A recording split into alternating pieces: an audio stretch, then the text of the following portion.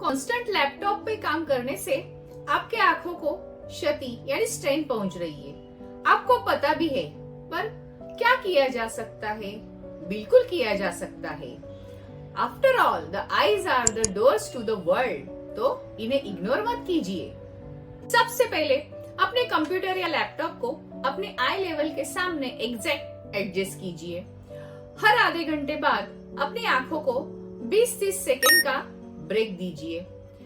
इसके अलावा आप काम करते वक्त बीच बीच में अपनी आंखें ब्लिंक किया कीजिए। इससे क्या होगा? आपके आंखों में नमी बनी रहेगी। कॉन्स्टेंटली स्क्रीन को मत देखिए।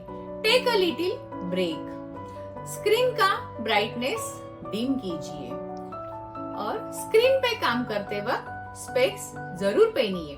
यदि आप इन छोटी छोटी टिप्स को फॉलो करते हो तो आपकी आई स्ट्रेन की समस्या हो जाएगी गायब। गायब मतलब छूमंतर।